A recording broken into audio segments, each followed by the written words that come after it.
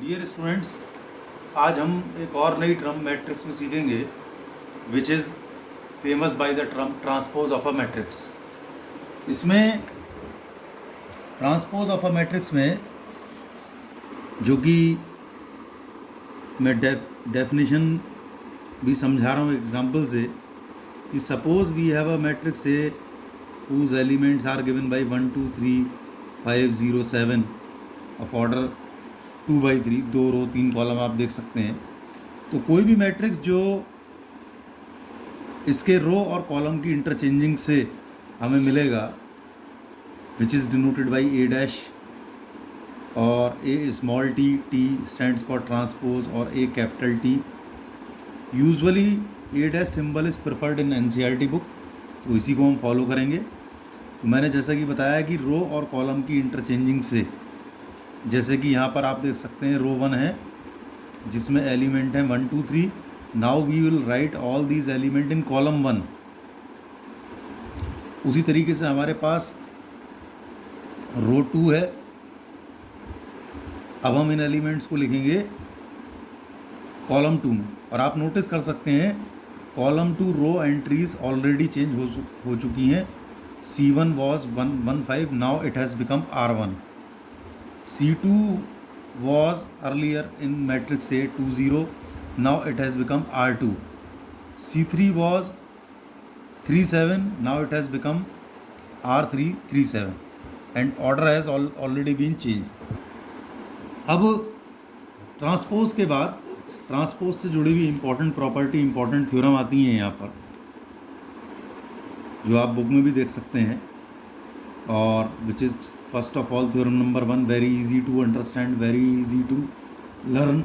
Transpose of a matrix is matrix itself. जैसे कि अपने प्रीवियस एग्जांपल में ही हमारे पास ए ट्रांसपोज है, अगर मैं इसका फर्दर ट्रांसपोज और लूँ तो 1 2 3 now it will become first row, 5 0 7 now it will become second row, and we come again back to our original matrix A.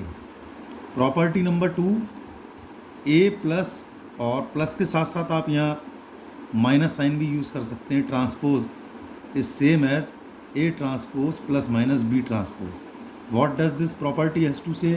या प्रॉपर्टी के कहने का मीनिंग है कि पहले हम दो मैट्रिक्स का सम करें या डिफरेंस करें और फिर होल का ट्रांसपोज लें, या उनके इंडिविजुअल ट्रांसपोज लें और इंडिविजुअल ट्रांसपोज का हम सम और डिफरेंस लें, तो जो है ये दोनों पर कोई फ़र्क नहीं पड़ता। Third one, k A transpose, it is k times A transpose again where k be any non zero real number. Fourth one, last one, which is the important one, A into B transpose, यानी कि अगर दो matrix के product का हमने transpose करना है तो वो भी उनके अलग अलग ट्रांसपोज के प्रोडक्ट के बराबर होगा, but in reverse order. That is why this is also famous by another name, reversal law. इसकी क्लैरिटी के लिए let me consider one more example. Suppose we have 3 matrices whose product is defined, जिनका product defined है, तो उनके product का transpose उनके अलग अलग ट्रांसपोज के प्रोडक्ट के बराबर होगा, but in reverse order. So note this one, that is why it is famous by the name reversal law. अब जब हमने ये नई term transpose of a matrix सीखी, तो ट्रांसपोज ऑफ अ मैट्रिक्स से जुड़ी हुई दो मोस्ट इम्पॉर्टेंट टर्में आती हैं। नंबर 1, सिमेट्रिक मैट्रिक्स, और नंबर 2, स्क्यू सिमेट्रिक मैट्रिक्स, जिसका डिस्कशन अभी हम करेंगे। तो सिमेट्रिक मैट्रिक्स क्या है और इसकी डेफिनेशन क्या है, ध्यान से समझेंगे। If we have any square matrix, let it be A, such that its transpose is equal to matrix itself. First of all we must notice that matrix must be square, यानी कि अगर हम transpose करें तो उसका order कम से कम change ना हो। साथ ही साथ ट्रांसपोज के बाद मैट्रिक्स भी अनचेंज रहे, यानी कि each and every corresponding element must also be same. Then matrix A और then square matrix A is said to be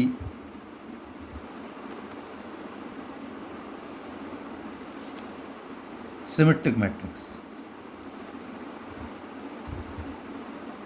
और इसके एग्जाम्पल के लिए मैं 3x3 ऑर्डर का एग्जाम्पल लूँगा, 1 2 3 2 3 0 5 7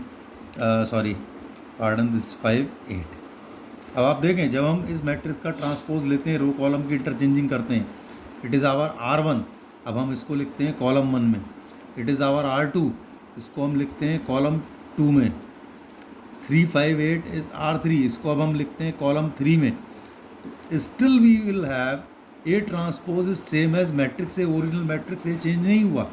इसका मतलब जो मैंने मैट्रिक्स ए एग्जाम्पल के तौर पर लिखा है 3x3 ऑर्डर, ऐसे ही आप एग्जाम्पल 4x4 ऑर्डर भी ले सकते हैं, 2x2 ऑर्डर भी ले सकते हैं। So it means matrix A is a symmetric matrix. ऐसे ही we have one more and another important definition,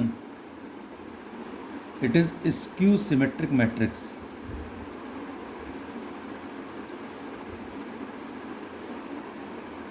so if we have any square matrix A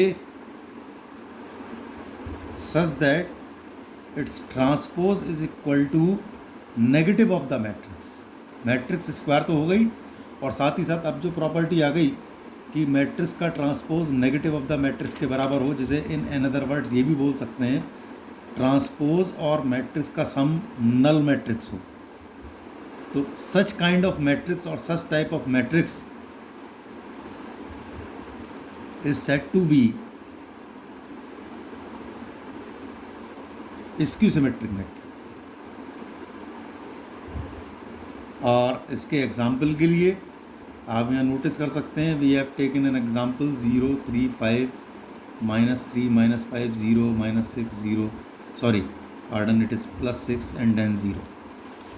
अब अगर हम यहाँ ट्रांसपोज लेते हैं तो आप देखें ये R1 है, इसे हम लिखेंगे C1 में, ये R2 है, इसे हम लिखेंगे C2 में, और ये आपका R3 है, इसे हम लिखेंगे C3 में। Once we take minus common from the given matrix then it is same as the original matrix A। So because it holds the property,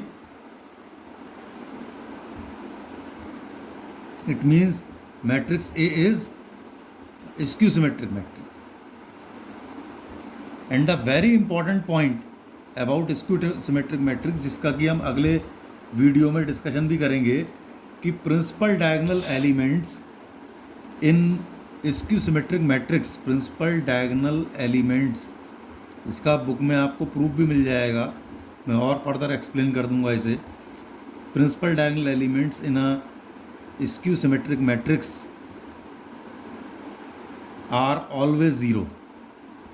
ये ध्यान रखना है, स्क्यू सिमेट्रिक मैट्रिक्स में, सिमेट्रिक में नहीं, स्क्यू सिमेट्रिक मैट्रिक्स में principal diagonal element सारे के सारे जीरो होने चाहिए। इस प्रॉपर्टी का डिस्कशन और सिमेट्रिक और स्क्यू सिमेट्रिक पर 3 इंपॉर्टेंट थ्योरम का डिस्कशन हम अपने नेक्स्ट वीडियो में करेंगे। Thank you student for watching this video. Thank you once again.